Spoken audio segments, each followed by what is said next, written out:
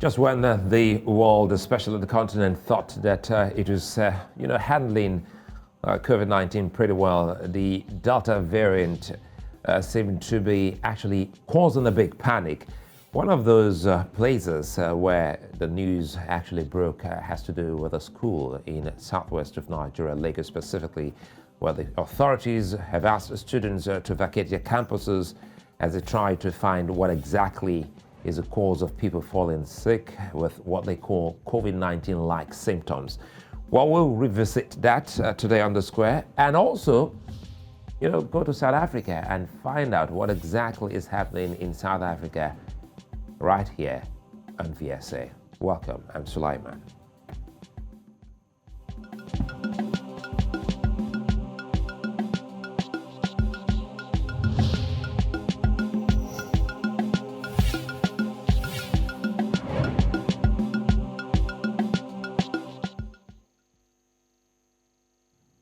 First we'll begin with the unrest in South Africa, where at least 72 people have died as looters continued to ravage through parts of the country, causing damage to property and destroying shopping malls and businesses. South Africa's National Defence have been deployed to parts of the Gauteng and KwaZulu-Natal police to assist police in trying to quell the violence.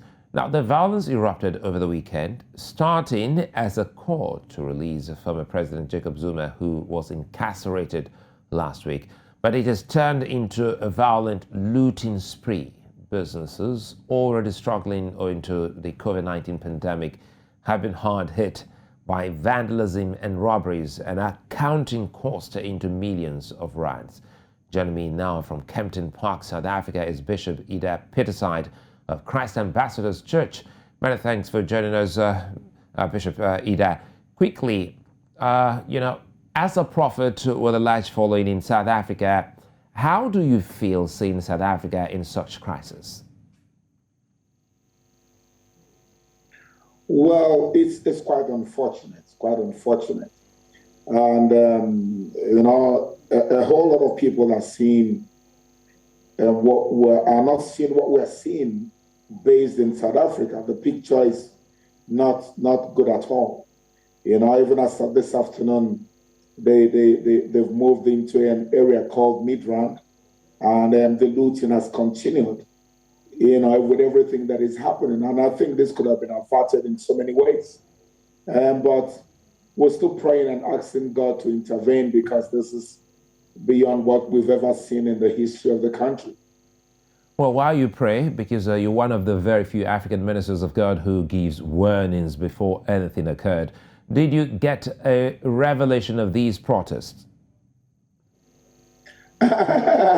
Yes, somehow. I do.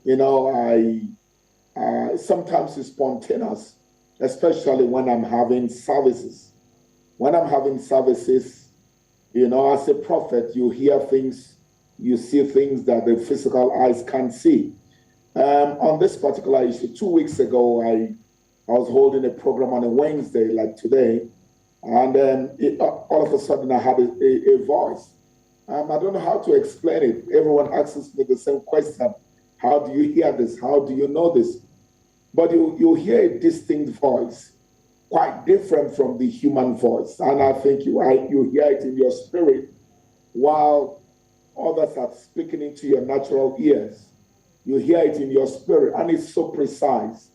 It's so precise. My wife is a victim of my prophecies, because most times when I hear things and I see things, she's the first person I relate to. I said, this is what's going to happen. Some of these things, we don't say them because some of them can be very sensitive.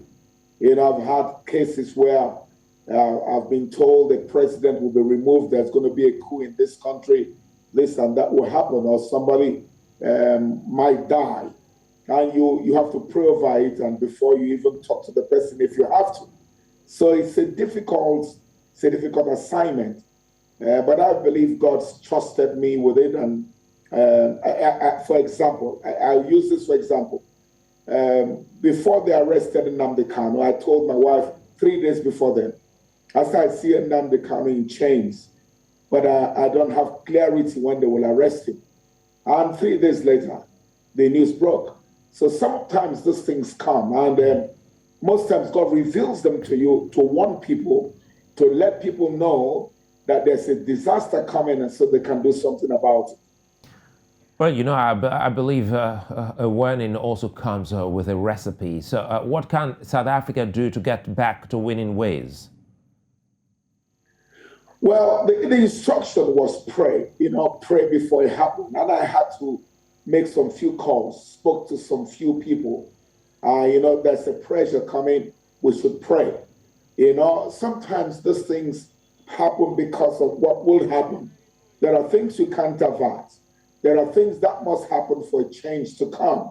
And I believe in this particular case, there are things that have been neglected in this country for years, and we've been talking about it. We've been complaining. We've been telling the government these things are not right, especially the crime rate. We complain. We preach these things on the altar. We send warnings. But this time it has hit home. And when you look at the stations and the discussions on ground, all they are saying is that they must do something about the security structure. So sometimes God will allow this for people to wake up. If warnings have come forth and people are not listening to those warnings, God will just shake the boat for people to sit up. I think that's what is happening in South Africa. The churches have been victimized in this country big time. They've opened up malls, they've opened up eateries, they've opened up a lot of places where people gather. The taxis are running, planes, airlines are running, and the churches have been shut down. That is, not even a single soul is allowed in there. These are things we think are spiritual oppressions, and the things that needs to change. This country, shockingly, every year, the president of the nation goes to a mountain and hands over the country to a deity. So these things are reflecting on how the country is being run from the top.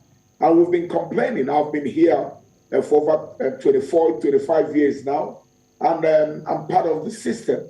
We've had times and times and times where we've held meetings with the leaders of the nation, but they just don't want to listen again because I think they have this communist link with Cuba.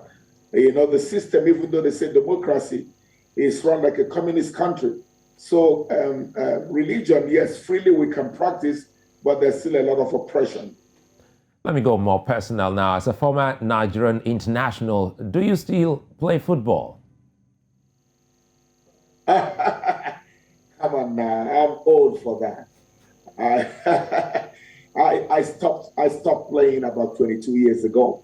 And when I started the ministry, we have built a structure here that I think would outlive me by the grace of God. So I have close to how many pastors that have come through me. We're trying to start a Bible school and start a college. So I've gone beyond football. I watch football for leisure now. Well, is there a vision for the continent in terms of sports? Because lately we have noticed increased exploits of Africans in sports. Well, it's always been this way. The issue is not the talents that comes out from Africa. The issue has always been how to harness the talents, how to manage the talents that come from Africa. It's always been our problem. But for the talents in Africa, we have a whole lot of them. We saw the Nigerian basketball team beat the US team the other day. That just goes to show how far we've come, in personnel. But the issue is that the management. We've always complained. Again, I'm a football fanatic enthusiast, and then or sports, as you would say. We chip in here and there. I was actually the media officer of the Super Eagles when South Africa hosted the 2010 World Cup. So I'm still part of the system. I still do a little bit of commentaries here and there for television, but my passion obviously is moved to ministry. And we from behind the scene, we advise those in charge now, and hopefully if they listen to us, we need to go back to grassroots. I've always said that. For those of us that play to the national team level, we all started from grassroots. That's an organization called the Youth Fund, where we all started and brought us to where we got to.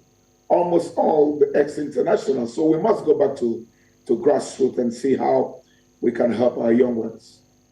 From Kempton Park, South Africa, Bishop Peter Side of Christ Ambassadors Church, many thanks for joining us. Well, we'll go on a break. When we return, it will be time to discuss the COVID-19 Delta variant. Stay with us.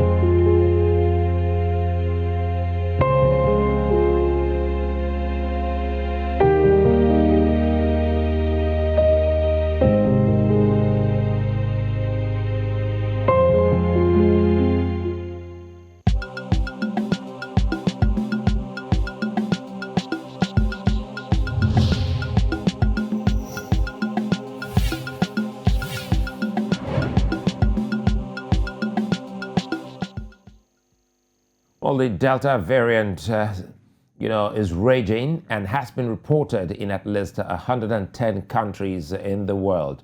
Even in places where vaccination has been high, the Delta variant has been spreading like wildfire, infecting the unprotected and also putting more pressure on an already weak public health system. The gap in supply of vaccines also threatens the response to the new highly transmissible and deadly variant, 60% more transmissible than others. Now, on May 11, the WHO declared the Delta variant as a variant of concern, joining the Alpha, Beta, and Gamma variants in that category. The Delta variant is one to be cautious against, as research says it spreads at least 200 times faster than the original variant. Now, that's scary. The WHO described it as the fastest and fittest variant. Well, joining me to look at there's two great Africans, Dr. Adefolarin Opawoye of the Infectious Diseases of the Lagos State University Teaching Hospital Infection Prevention and Control Team Lead, Lagos COVID-19 Response Team, and of course, Dr. Peter Imoesi, a research fellow at the University of Aberdeen, Scotland. Gentlemen, good to have you both here. It's a time for us to bring everyone back. Peter, I recall that you had warned the continent, time with that number, we've had you on the program. But let me start with, Dr. Adefolarin, because he's in Lagos here, and we've seen what the Lagos State University is doing at just a few hours before we came on live. The school has asked students to vacate campuses, even though the university is still not definite as to what we're dealing with at the moment. So help us here. What is this Delta variant that's asking questions of the world, Dr. Adefolarin? Oh, thank you very much, Sulai. It's really lovely to be here. I mean, I follow you on Twitter, so seeing you live is really just a real privilege. Thank you so much. I'm honored. Thank you very much. So basically, I mean, this is the Delta variant. I mean, I think you've done a really very good introduction to it. It was first discovered in India in December 2020, and there are so many variants, and you've already said all that. So it was just discovered in Nigeria, or was reported in Nigeria some weeks ago, and incidentally, it has coincided with a steep rise in the number of cases of the virus, and that's what we are seeing in the hospitals. as the fact that more patients are reported sick and we are having many outbreaks in different places. And I think that's what caused the school to close. It was more of a precautionary measure to try to stem the outbreak, because we know that this outbreak is found by staying in close quarters, and physical distancing is one of those things. And so, where we may not see it return to the total lockdown that we had, even this time last year, we were still in lockdown. We may have a situation where there may be some kind of regulation of movement because of the challenges of the spread of this new variant. It doesn't mean that the rise in cases is driven by the Delta variant, but we know that finally Nigeria may be experiencing the third wave of the virus, just like what is happening in other African countries. I think that last that last line is not what anyone would really want to hear now. But again, I recall, Dr. Peter, you and our other colleague in Kenya had warned the continent about every possibility of us getting into a third wave, but it looks like it's upon us. It's now found in more than 40 African countries, Peter, and it's driving the third wave alongside the Alpha and Beta variants. Now, what makes it very different and more dangerous? Thank you for having me, Sulai, and good evening to your viewers. For me, I think I want to be a little bit conscious with the Delta variant when it comes to transmissibility. So I will explain just the normal route when it comes to human behavior and the stage we are in at the moment when it comes to the pandemic. Then if time permits, I will go into the molecular biology of the Delta variant. So first, we know that currently most nations around the world are easing their restriction measures. So here in the UK, by the 19th of July, we're going to stop the use of non-pharmaceutical interventions. And that would be based on individual discretion if you want to go ahead to use the same. Also, you know that all around the world as well, people are sort of moving around now. So there is no restriction as it were in the early days of the pandemic. And also, when you look at the Alpha variant, which is the B117 that was initially discovered here in the UK, that variant as well is highly virulent like the one we have right now. But the luck we had at the time was that the UK was somewhere around level 4 and level 3 lockdown, which was one of the toughest lockdown in the world. So when you have strict measures in place, therefore, that will lead to the low transmissibility of that particular variant across the population, because this virus won't move if people don't move around. Now, when you juxtapose that with the Delta variants we have now, one could easily deduce that what if, because of the restrictions that are being eased around the world, that is actually contributing to a significant factor when it comes to the infection transmissibility rate across the globe. So everyone right now, you have pandemic fatigue among people. People are no longer adhering to the non-pharmaceutical intervention strictly. So these sort of indicators will, anytime at any given point in time, lead to increase in your cases, whether the first variant you had from Wuhan or the one you have from South Africa or the current Delta variant you have from India. And again, if I'm to also buttress my point a little bit further, is that in India, as at the time this particular variant was discovered, also they declared early victory against COVID-19. So what that implies is they went about doing their things normally. So in such a scenario, you are creating a viable environment to lead to a high level of transmissibility of any form of virus at all, whether the beta variant, alpha, epsilon, there's another one called epsilon variant as well, or the Delta variant as well. So maybe later I will shed more light on the molecular aspect of this particular variant as we go forward.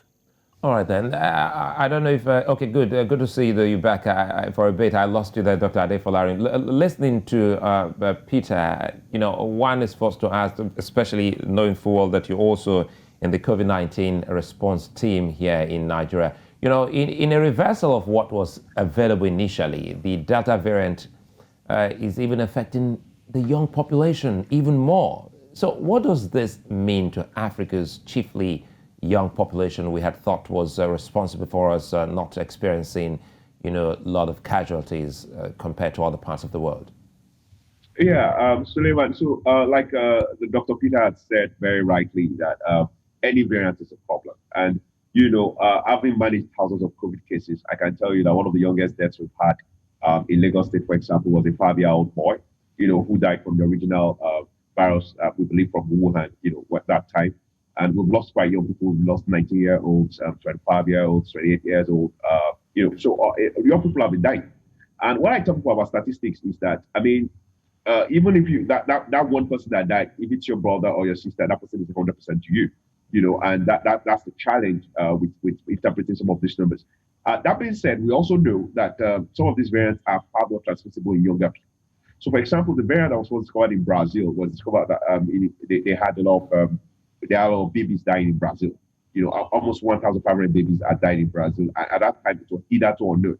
So, what this means is that the young ones have to be careful. At some point, especially in the UK, for example, they tried this thing they call shielding, where the young ones were given fewer restrictions than the older ones. That okay, let's shield the elderly ones. But now it seems like the risk now is balanced somehow. Where we know that age is still the strongest predictor of a poor outcome in COVID. Now we are having young people, and one of the scariest things to us, because for us the younger ones, when we were as part of the team boots on the ground treating patients, we asked the elderly ones to stay back at home, and then one day you meet your mate on the bed, and then one day you satisfy your mate or somebody younger than you, and that's the time you start getting worried that okay, fine, this thing is getting real. So I think it just means that we all have to be careful, whether young or old. This thing can affect anybody. Thank you. Well, it's really scary. Honestly, I didn't know when I left my mouth, agape when you mentioned the 5-year-old. Peter, the spread of the third wave on the continent has been rapid, as highlighted by both of you, and you try as much as possible to say you don't want to put it to that, and perhaps maybe it just might be because of the restrictions that some countries are letting down. Nigeria is nothing, excused from this, even though the government has come up to warn. In Lagos, the response, I'll bring that to Adefolarin. I want him to help us here now, because Lagos, what's the response of the Lagos State Prevention and Control Team so far, considering it is the epicenter of the disease in Nigeria?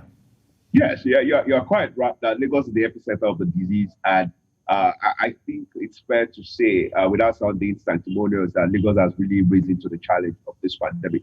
Remember, this was something that was new. And despite the fact that we had extensive experience with Ebola fever, especially in 2014, which I was also a part of that particular response, COVID was new, and it threw us a curveball somehow, because we thought it was going to be over, in and out. Ebola lasted for barely 2-3 months. We started in July. By October, we were declared free. Everybody was rejoicing. And we thought COVID would be like that. All of a sudden, a sprint turned into a marathon. And then we are still in it more than, we were going down to almost 18 months, So it's been a bit of a challenge. And like Dr. Peter said, there's this real pandemic fatigue. You just get tired. Look, I can't kill myself.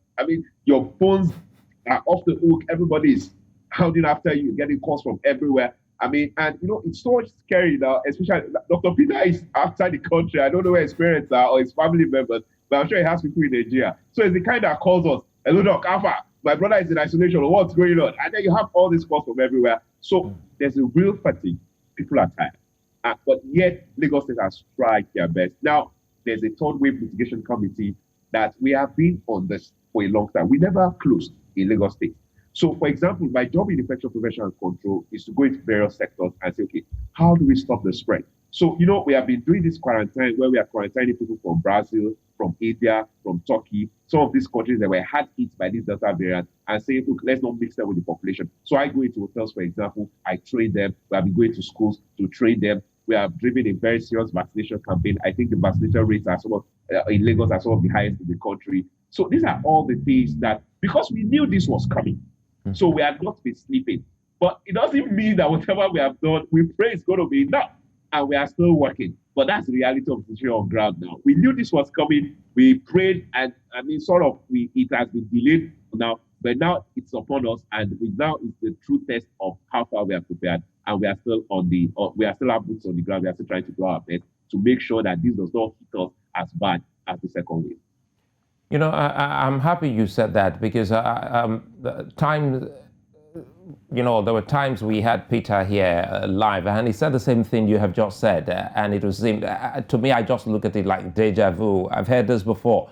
Peter, you said something that Africans hardly yielded to the COVID-19 regulations, but again, it would seem as if many again have also relaxed. So, listening to Dr. Adefolarin, I'm wanting to ask Peter, what's the way forward? How can people be awakened by the reality again, even though you said some seem to have been fatigued by what we're dealing with? When it comes to the reality, this is where we need to be careful in the sort of information we pass across to the general population. In the early days of this pandemic, someone said that Africa was going to be greatly impacted and we're going to have people dying on the street.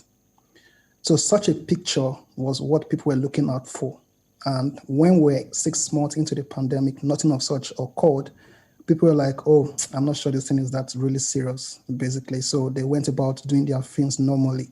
So that is the first angle. So Africa or Nigeria are not seeing those cases as it were in Brazil, India, UK, and the rest of the world. So that is given. Now, when it comes to the reality in Nigeria, I think we should also be very careful not to over-celebrate, because we know that when it comes to our testing capacity, we are really far behind schedule. Like our testing is more like a yo-yo. So today it goes down, tomorrow it goes up. And I'm sure Dr. Folari can actually attest to this, that at times our testing is really low. Now, when you have a low testing numbers, you can't really predict where you are in the pandemic. So whatever is happening in Nigeria is not really a function of what we are doing per se, but that may have a little bit of contribution. And again, there was another news recently where they said about 1,000 people who came into the country went missing. At the same time, these people, when they come in, they give wrong information about their address and phone numbers. So clearly, it shows that if people coming from India or UK or Turkey today, you are not actually getting half of them in isolation centers, so you're not getting them in quarantine. So again, this particular Delta variant was first reported in India in December.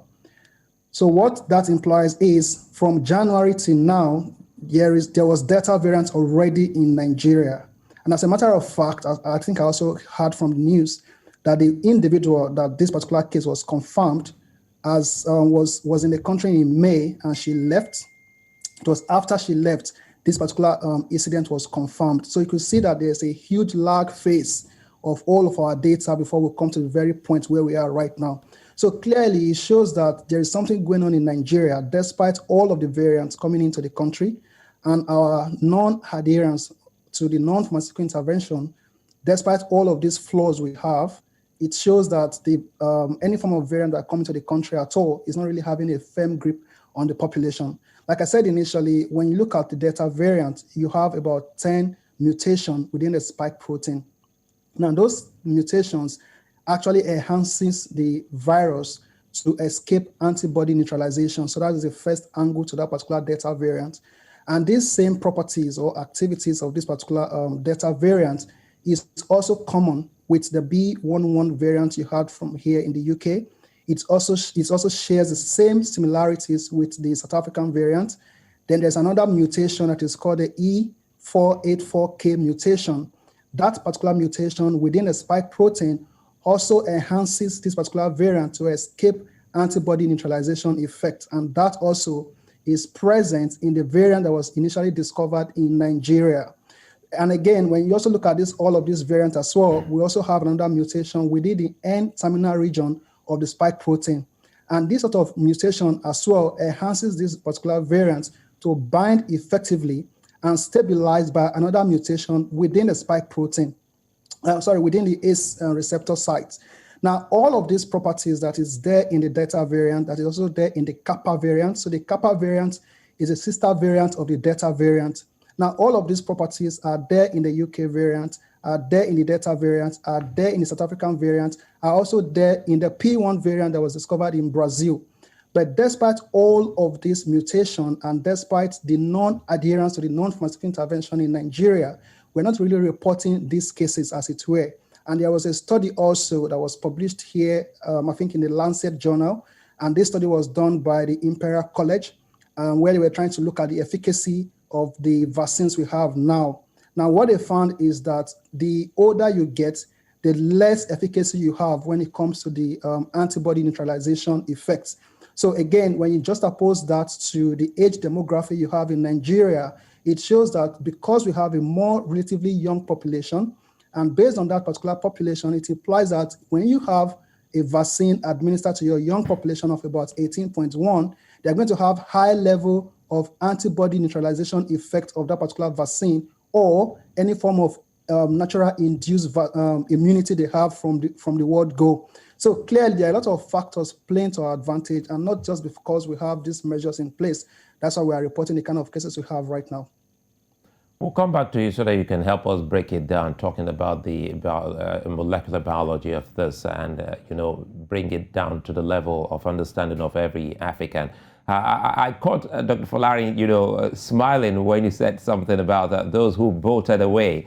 For people, or for someone like him who is in the thick of things, I can imagine how frustrating that can be, knowing full well that, for every traveling African, you have a higher percentage of educated persons amongst that population. To see that these same educated Africans or Nigerians came back and just went into the air. How are you coping, your team and every other, expert there, coping to ensuring that we stay safe and we remain safe and we continue to adhere to the COVID-19 protocol? Oh, well, thank you very much, Sulai. So it's clear that Dr. Peter has left Nigeria, but is still in Nigeria because he has a very firm handle on a lot of things that are going on. Now, one thing which he said, which I want to highlight, is that let's not be deceived by the numbers. We are not really testing. So most of the tests that we do now in the country, majority of them, probably more than 70 to 80%, are for people who are traveling.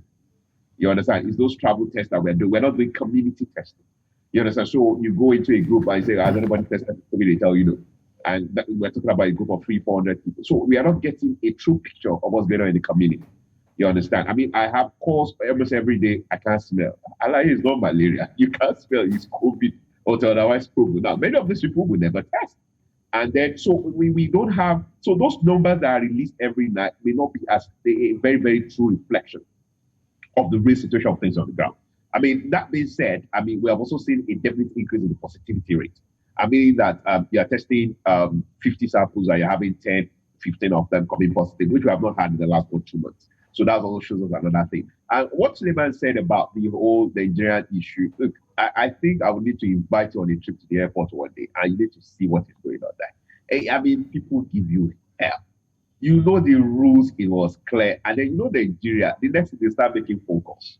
Don't worry, I'll call my brother now. And all sorts of things. And people start, because Lagos State have been very serious about this quarantine issue. And then when people noticed that, they started changing their flights to other states, to international airports that are not as strict as Lagos. So they come into those states and then they fly domestic to Lagos and go to their houses. And then what can you do about that? So when they said 8,000 is missing, I smile, I say it's probably more than that. The challenge we are probably having in the country is that we don't have strict quarantine rules. In Canada, if you breach quarantine, is a fine of 750,000 Canadian dollars. If in the process of breaching the quarantine, it costs bodily harm is 1 million Canadian dollars. Even a Canadian cannot afford that money. So when you go there, you sit still in one place until they ask you to go. But Nigeria doesn't have that kind of a thing. So I put somebody in an hotel for quarantine. The next day, they said, no, the guy said he wants to go to the club. I said, I don't understand. Club? To do what? And like you said, these are educated people. But there's a kind of air that gets into us when we enter the country. You understand? Just for immediately you enter Murtala Mohammed, something just flies into your ear, your brain just starts sparking, and people start to misbehave. So it's been very, very difficult getting people to follow these rules. And the fact that we don't have stiff penalties in case they are breached has also not helped.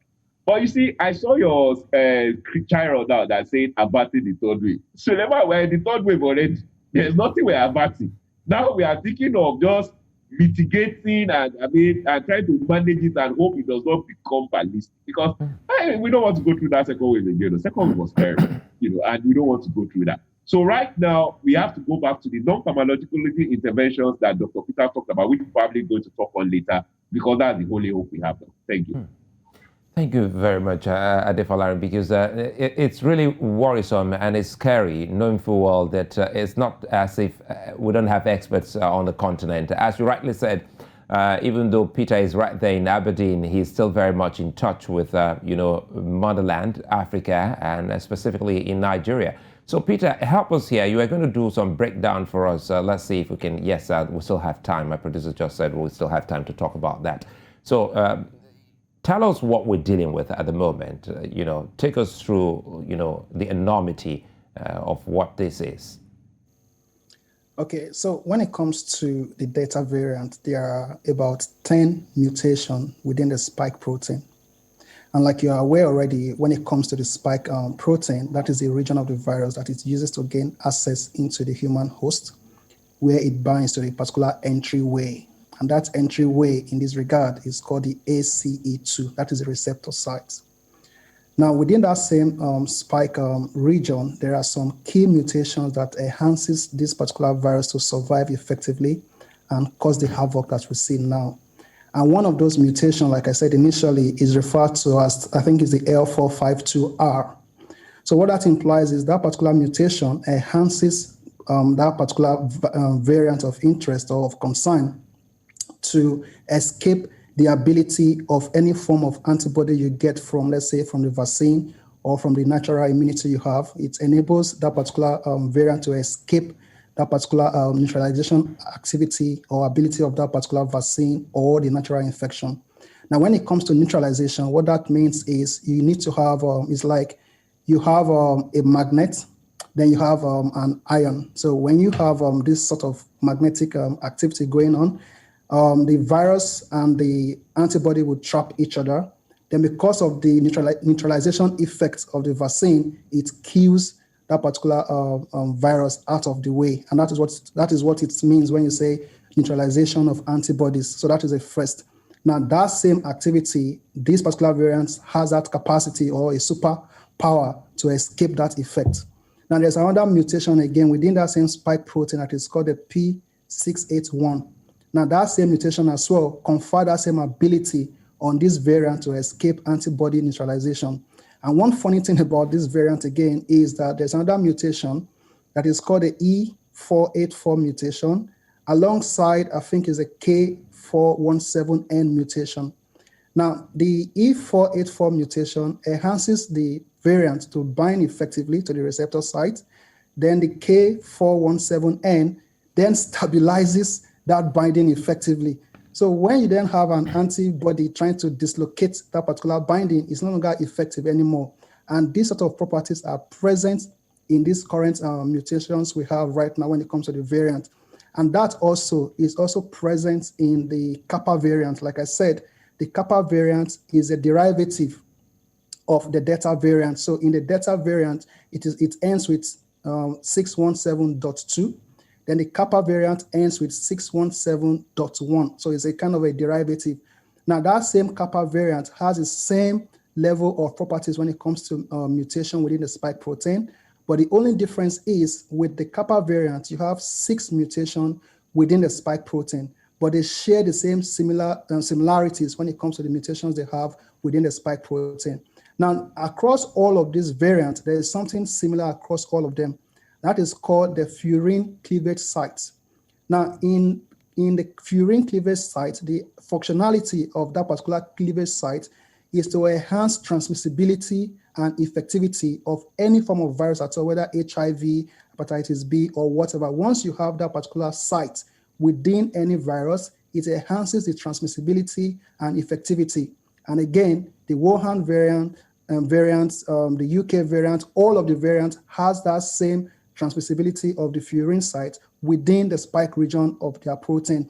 Now, let me bring this down to the vaccines that we have now. Originally, these vaccines were developed to stop 1, death, 2, severity, 3, hospitalization. Are the vaccine doing all of these 3 properties? The answer is yes. Were the vaccine developed to stop transmissibility? The answer is no, because none of this vaccine has been reported to stop, give what you call sterilization. So sterilization means that when you have the virus in your system, the vaccine should be able to neutralize any form of that particular variant in your system completely, and give you a brand new entity as an individual. But none of this vaccine has been, to the best of my knowledge now, none of this vaccine has been reported to have that sterilization effect. But it's actually doing the three properties I mentioned: death, hospitalization, and severity. And from World Health Organization as well, we're told that any form of vaccine that has efficacy above 50%, that vaccine is good enough. And despite all of these variants we have, none of them have reduced the level of efficacy below 50%. So that's why that despite you have high level of cases going up on daily basis, like in the UK, we have 20,000. Despite you have all of these cases going up, there is no a correlative curve to say that the more you have cases, the more you have hospitalization and death. That is not the case, because the vaccines are stopping hospitalizations, they are stopping severity, and they are stopping death as well. So that's the science behind it. And that is why I believe that despite the cases we have in Nigeria, and it was also reported as well, that when you have people who are vaccinated within a young population, the level of the antibody neutralization effect is much stronger within the age of 40 downward compared to people who are 40 and above. And you should expect that as individuals grow old, their level of immunity kind of wane, basically. And if you compare that to the UK, our own average median age, when it comes to the median age within the UK, is somewhere around 50-something years of age. Whereas in Nigeria, or if you do a pool of Africa, is somewhere around 22 point something, or in Nigeria, 18.1. So say, for instance, we vaccinate all of Nigerians today. What that implies is that our level of antibody neutralization effect will never go below 60-something%. It will stay up there, and it will always neutralize any form of variant at all in the country or in the world. That's why I say when it comes to this Delta variant or the Kappa variant or any form of variant, we need to be very careful the way we interpret this data, because we know that we're opening up the countries around the world gradually. Yeah. People are associating. Here in Aberdeen, we're allowed to converge in churches now. We're allowed to go to pubs. We're allowed to go to clubs and what have you. So you will always have a spike at every given point in time. But are this spike leading to death, hospitalization, and severity? For now, the answer is no. Many thanks for your time, Dr. Peter, for taking time to go through all of that. And some of the things that kept going through my mind, Dr. Adefolarin, is how crazy this virus is. It's just like something you're trying to catch here, and it's changing at the moment you're trying to catch it here. It changes. And again, it brings us to what Africa is about now. Over 1.3 billion people listening to Peter talking also, because he finally got into the vaccine. And only more than 15 million have been vaccinated. Well, it took me time talking to Peter and some other experts here on the show before I presented myself to be so vaccinated. So what does the inadequate supply of vaccines also mean for Africa, Dr. Adefolarin? Well, Sulaiman, before we talk about inadequate supply, let's talk about vaccine hesitancy. Yeah, go ahead. By all means, go ahead. You needed a lot of persuasion, prayers, before you could go. And I didn't get to the aspect of prayers. I just needed to hear from Dr. Peter and experts like yourself. But it was really difficult, getting people to get vaccines. And it's so funny now because vaccines are now available. Part of the history taken when people come into the hospital is to ask people to get vaccinated. And immediately our doctor go to the Lord, our doctor, I'm so sorry, our doctor is not like that. Please forgive me. It's the calm down, guy. Were you vaccinated or not? Like, no, actually, I was just so scared. I didn't have it. Now you have COVID. And of course, you're not trying to say I told you so or whatever, but it's just really, really sad. Because when Dr. Peter kept talking about these things, a lot of things we were talking about is in areas where they have good vaccination coverage. Vaccination coverage in Nigeria is very poor. Very, very poor. We had only 3.9 million doses since March. And those doses, I think they finally were exhausted or expired sometimes last week. And I'm sure some of these vaccines actually had to be thrown away because people just didn't come for them. There was nothing we did not hear. We saw all sorts of videos on social media. People started calling me, have you turned to magneto? Are you magneting people? Are you magneting things? Is your body lighting bulbs and all sorts of issues. Somebody told me, they said it affects your erection. I would rather have COVID than not be able to perform. And there were all sorts of things. And so it became a problem. So it's not so much, I understand there's a problem with vaccine availability, and that's the truth. We can never deny that. That's an issue that's been tackled on the world stage, where you're talking about vaccine equality and all that, to try to make sure that everybody gets equal access. But you see, it's difficult. Naturally, as human beings, we are selfish. Everybody wants to sort themselves out first before thinking of others. I mean, you can't be a ruler somewhere and your people have not gotten enough and you're giving others. Most of the vaccines we got in Nigeria from India, all of a sudden, India had a huge spike where they have more than 400,000 cases per day. But of course, they have to stop exporting many of those things. So the challenge is that we are not having enough people who are vaccinated because there's a lot of refusal of people to get vaccines. And one of those things, I mean, even for media, is to try to encourage people so that when the vaccines become available, people will go and get them. Like you said, the virus is very nutty and very, very, it's quite cunning. And generally, in life, you have to adapt to survive. If you are living in Lagos, you have adapted to a lot of things, and that's the same thing that the virus is trying to do now, becoming more efficient, becoming more deadly.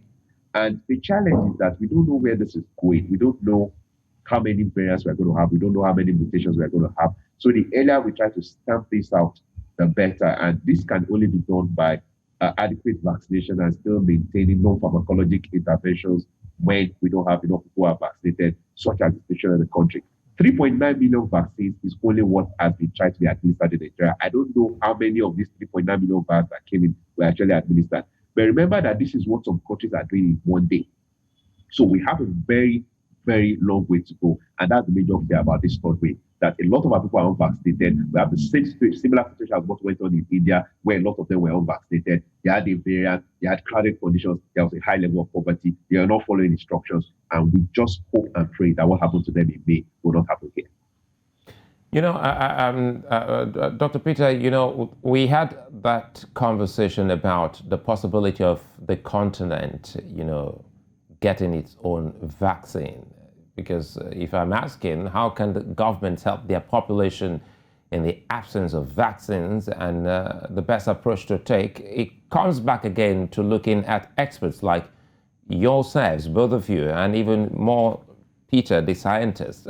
How can we get the continent, because Adefolarin just reminded us of how what we saw in India, and the continent didn't get a lot again from that country after the very unfortunate incident that the Indians experienced. So it leaves us to asking the question, how can the continent get more vaccines?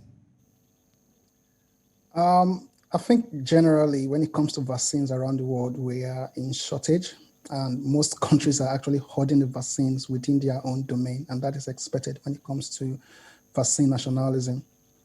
What I think we need to do, and I've been an advocate of this for a little while now, is we need to look carefully into targeted vaccination. Now, when you look at Nigeria as a case study, what is the level of fatality when it comes to COVID-19? And what is the level of recovery? I think when it comes to recovery rates, Nigeria, we are somewhere around 98% recovery, if not more than that. Then it's just 2 or 1% when it comes to fatality. But someone will also argue that what if we're not actually documenting the number of people who are dying on a daily basis? And my next bullet point is when it comes to high fatality within a particular location or any sort of states or villages or towns in Nigeria, if you have, let's say, 100 people die today, tomorrow 50, next tomorrow 100, these guys are going to scream out for help. And so far, for the last, let's say, 16 months into the pandemic, we've not had any outcry of people dying all of a sudden. So that in place, it means that when it comes to vaccination, first, we need to be very careful the level of funding we invest into procuring this vaccine. Because when, like Dr. Folarin said, when it comes to vaccine hesitancy in the country is really high. And when it comes to shelf life of this vaccine, it's somewhere around 6 months. And I can bet £1,000 on it that most of the vaccines we have in Nigeria, not all were administered, and maybe a few have actually clocked the expiration date, and that's why the vaccination was stopped. Although the government are saying that that's not the case, but that's why I said I can bet £1,000 on that. Then secondly, I said we need to be very careful when it comes to administration. Do targeted vaccination, and based on the targeted vaccination you intend to do, that will give you the platform to bring in the right vaccine for the right people. And when it comes to that, that means you're going to administer the vaccine to those people, and you are well secure that, the vaccines you brought in, they were not wasted. At the same time, people who were interested in this vaccine actually got the vaccine. Then also, I think it's going to get to a point where when Nigerians are trying to travel out, then they want to get this vaccine as well. But there are some few malpractices I'm hearing here and there, and I'm sure Dr. Folarin knows this as well. But I'm not going to say it, but people actually have the evidence that you are vaccinated without the vaccine itself. But that is left for the government to sort out, because we hear this news here and there from people, and you sort of wonder what exactly is going on. So if we do a statistic pool today to just oppose the number of people who are vaccinated compared to the number of people with the evidence of vaccination, I won't be surprised that more than 4 million persons have proof of vaccination, then less than 4 million people are actually vaccinated. That is a sharp malpractices you have there. So first, look inward. Who are the people who are actually in need of this vaccine, and what is the percentage rate when it comes to acceptability? Then based on that, you can invest your funding. Do not waste your funding, and at the end, no one is coming forth to take this vaccine. So when it comes to vaccine development in the country or in the continent, I think for COVID-19, let's just let this slide and prepare our own individual countries and scientists around Africa to be able to stand solidly when it comes to vaccine development in the nearest future, because this may likely not be the only pandemic we will have in the next 10 or 15 years from now. Let me allow Dr. Folarin react to that so that we can close. You've heard Dr. Peter, and of course, people are asking questions. I see some comments coming in. How can people be encouraged, especially people in Lagos, they're watching? How can you encourage people, and how can you reduce vaccine hesitancy, as many people who are yet to get vaccinated from, the look of things? Okay, thank you very much. So just some quick things on what Peter is saying. Look, when it comes to Nigeria, be very careful with how you analyze data, and the numbers can be very funny. So, for example, a lot of people died in Kano last year. A lot that grave diggers started complaining, and I was part of a special task force that went to Kano, during the height of the lockdown there, and many of the deaths were COVID. I mean, in the teaching hospital, we had close to 40 people dying per week. These numbers were never recorded because many of them were not tested. And at that point, we were only taking, the deaths were being counted as confirmed cases, and so many other, there were states in Nigeria that for months refused to accept the possibility of COVID, denied every existence of COVID, and every single person that died there of clear respiratory symptoms, they said it was malaria. So it's a big, so that data gives a problem to scientists, and for us that boots on the ground, you understand, we know what's going on, you understand, and that's just that there's that discrepancy. Like you also said with it, but the thing we are seeing with the vaccines is that quite a lot of people try to get it anyway. I mean, not just to get the green card, because they know the importance of this. But you see, the people who tried to get it were more of the elite educated people for various reasons. Some of them were threatened at work. Some of them knew they may eventually need it for travel. And some of them had actually had first-hand experience with the devastating consequences of COVID. And some of them spent millions trying to cure COVID or trying to treat it, and their loved one died. So when a solution came, they were some of the, and that's why if you look at Lagos, probably it tells that had some of the highest uptake rates in terms of vaccine collection. So I think what we need to do, and the media really needs to drive this, is when the next batch of vaccines come, we know they will come, probably sometimes in August, hopefully. I know Peter is really concerned about the investment of vaccines, and I share those sentiments. Because at some point when they said they wanted to use 400 billion to bring vaccines to Nigeria, we said, don't worry, we will not die. Let's just stay where we are, because we can do a lot of things in the health system with 400 billion naira or dollars or whatever. So that's just the challenge. But eventually, I also think that we may need to start this process at some point. If we don't start our vaccine journey now, when are we going to start? Absolutely. So invest, into these sectors. I as part of my work as an infectious disease and tropical medicine physician, I also work on snakes. And Nigeria has some of the highest rates of snake bites in the world. We don't produce anti-snake venom here. Some of this technology, they are similar. So it's not just for vaccines, but so many other things. But I think we need to start from somewhere.